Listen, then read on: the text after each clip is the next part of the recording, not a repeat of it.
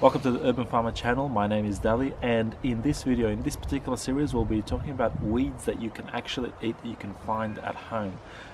One word of advice is that be careful about picking weeds that are basically on the footpath or something like that, because you want to make sure that those weeds haven't been sprayed, that the fumes of cars and material that's on the road is basically not polluting the things that you're eating. So the first thing that we're going to be looking is the first weed we're going to be looking at is clover.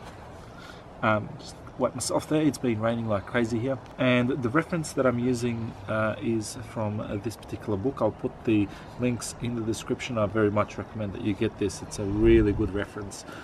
I also recommend that you get the online version, so basically that you can read it up from your phone. Yeah, so that's what I reckon. I'm just going to read what the book says about clover. In my front yard, I've got clover all over the shop. So for me, it's really easy to access, and I'm sure that it would be reasonably easy for you to access this as well. If you don't have it at home, you should be able to go pretty much any field and be able to harvest some of this. But I'll read what this book has to say.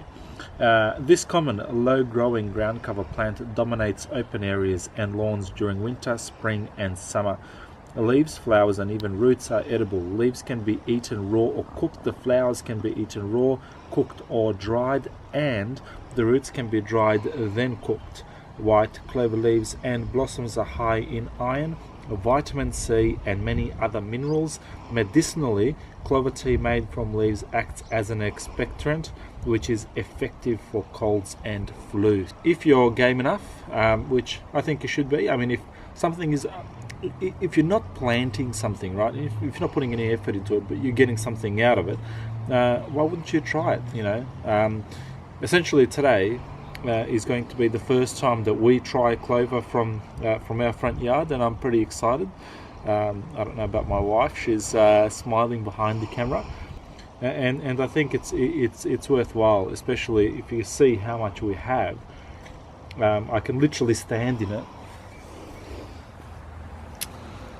I'll stand here, not to go, so you can see how much clover I have around me. It's a crazy amount. Anyway, I don't want to pollute it. I'm going to be